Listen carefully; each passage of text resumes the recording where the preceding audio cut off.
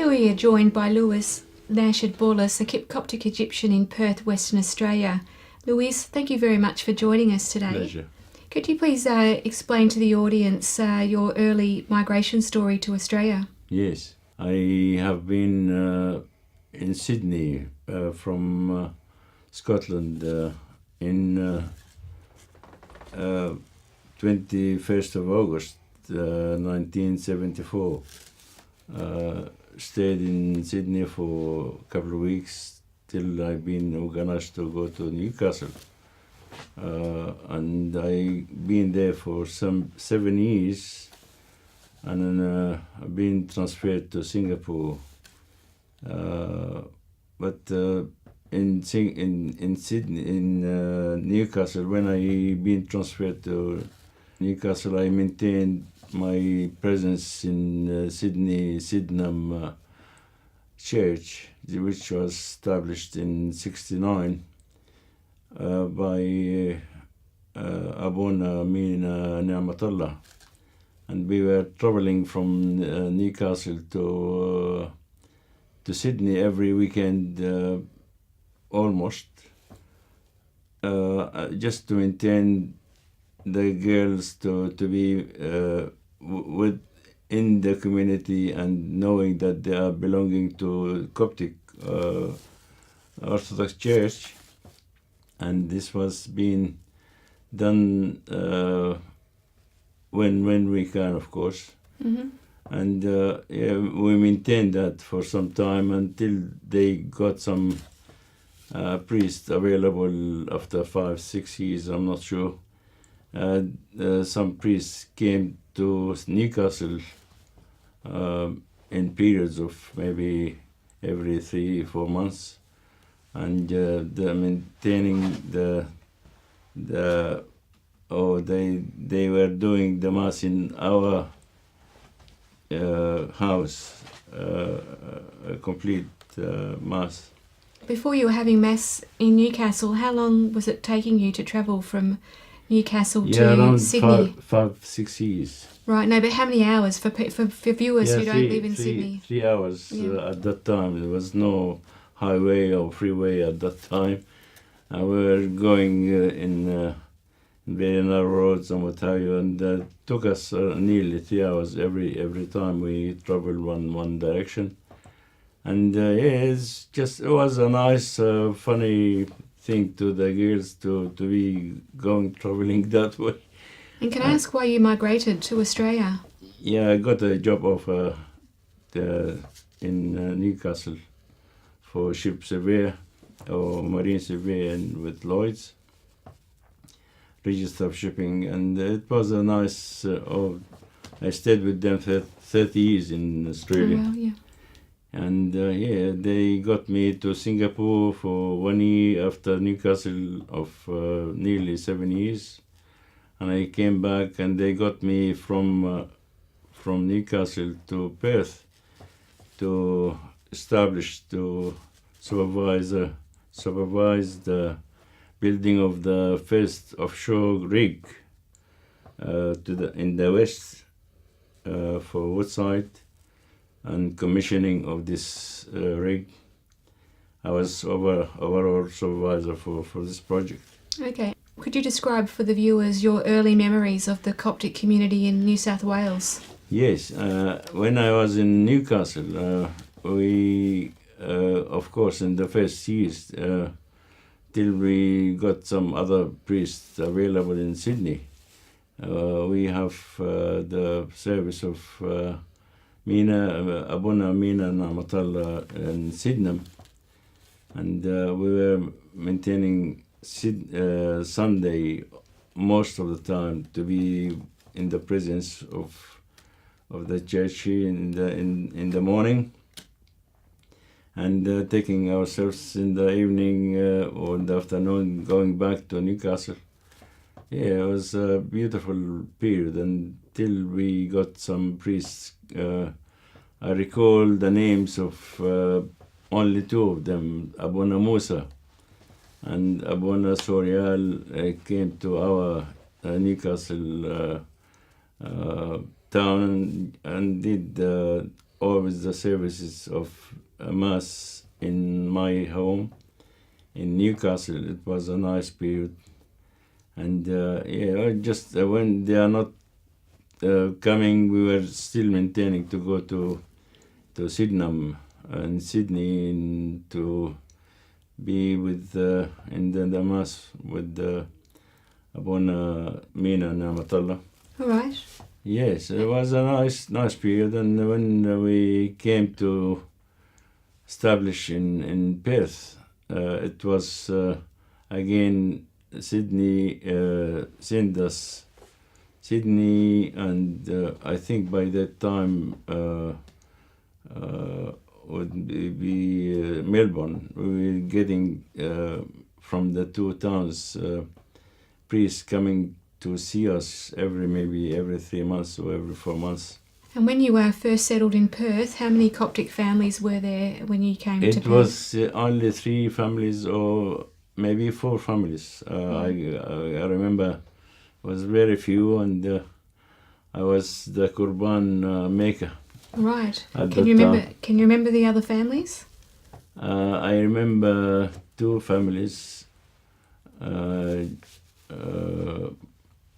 Mr. George Wahba, he came here very early, and Mr. Fikri Rizk, he came, I don't know when, but he was here when we came. And I can't recall the other name. He was a professor in one of the universities here, and he went to America to be professor in America. Can't remember his name, but anyway, we were very few, and it was a nice gathering when we go seeing Abunas coming from Sydney or from Melbourne to do us Mass, and it was very irregular, and we always tend to hire a church from any sect. Now, I understand in 1980, the bishop from South Africa, or from Africa, Amber Antonios, organised for Father Mina Camel of Sydney to come over to assist Perth. Yes. And he was here for a few months in 1980.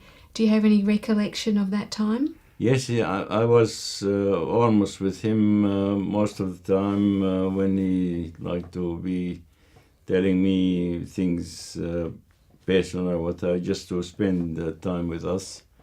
And he was very unsettled in Perth because his wife was working in Sydney, and she couldn't get any job in Perth. And he just couldn't be maintained to be having a continuous service in Perth without his family. Yeah. And he reluctantly he went back to Sydney, and I don't know, there's something between him and the church. Yeah. Now I understand for the next 7 years there was a priest or monk priest that would be rostered on to come from Melbourne or Sydney every week or every month, and then you finally got a permanent parish priest, Abuna Theodosis, around 1987. He came in 87, and he left in 1993. Yeah. I understand he passed away in 1994. He passed away in Edinburgh, but before that he went to Perth, in Perth in Scotland. Oh, right. Because I was in Scotland, I've been educated in higher degrees in Scotland, and I've been in shipbuilding in Scotland. Right. So what are your memories of Abuna Theodosis? Yes, he was a beautiful man. I can't say more than him. He's a monk, and he was tend to be very much not very social with any people. He is preferred to be in his own. But when he's doing Mass, and sometimes we go to see him and what have you, so very nice.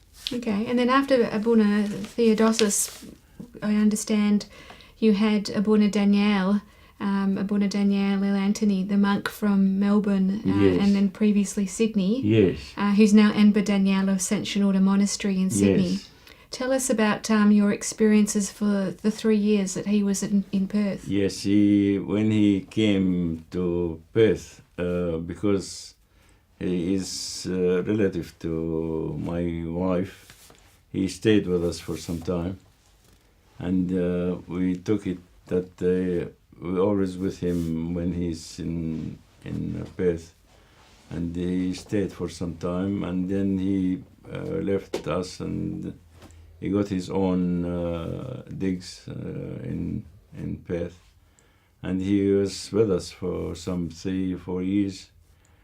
And now it's just when we go to Sydney for my sister's living in Sydney, we go and see him in his monastery. Yeah, very lovely man. Yes, and it's a beautiful monastery too, isn't it? Yes, Yeah. I love to go there. Yeah. When we go to Sydney, it's so nice. Yeah, it's well worth a visit. Very Yeah. much, very much. And of course, Abuna Abraham Abdel Malik is the current parish priest for Yes. St Mary's and Archangel Michael in East Victoria Park. Yes. And he's been there now for 22 years. Yes. And what thoughts can you share with the viewers about Abuna Abraham? Abuna Abraham been with us for some good years, and still we maintaining a lovely relationship with him. He's always visiting us, and we go and visit him, of course, and his family. Yes, been a long time in association with Abuna Abraham, lovely priest, and we got a second priest now. Yeah, and the second priest, who's that? Is Abuna Johanna. Yep. And there's also a second church in Perth in Wanneroo, Abuna Titus, this is in the and Abuna east, Polycarpus. the northern suburb, and we are in the south of Perth. And we when we go there, it's take us around 1 hour to go there. Yeah. Then we most of the time we prefer to go in the south Perth, Yeah. which is handy to us.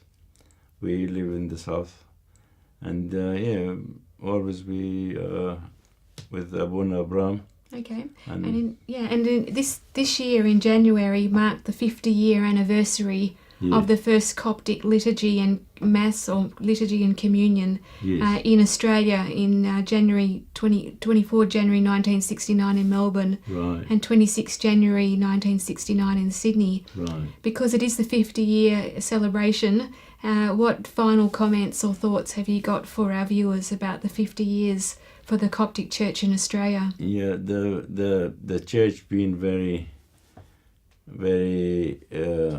enthusiastic in sort of getting everybody in the continent of Australia to be enjoying the services of the church, and they never forgot anybody living Perth. Perth is really right 5 hours in flying. It's a very isolated place, considering Sydney and Melbourne, of course. And they're always maintaining services for every corner of the continent. Yeah. And this has been efforts of Bishop Antonius Morgus, and we indebted for him. I was in Ghana with my work, and I went to see him in his monastery in Nairobi. So very lovely 5 days. I have spent with him so beautiful time. Yeah, he been maintaining his contact with the church. He came so many times just to see how the service is being maintained. He's always on the phone with us, and see our needs and what have you. If we need church for any occasion or anything, he always trying to send priests from the eastern states to come and see us. So even though Perth was far away, you're saying it was never forgotten by the Coptic Church? Never. And I really thanks him for so many. I indebted for him so much. He's a lovely person, and being with this atmosphere of the Coptic Church. The relationship being so isolated from the main part of service in Sydney and Melbourne. They maintain the service here so very nicely. And of course, presence of Bon Abraham with us for this years being a blessing for us. So very nice. Yeah. Yes. Okay, Luis, thank you very much for your time today. We appreciate your taking the time to participate in the 50th year anniversary of the Coptic Church in Australia. Thank you. Thank you very much.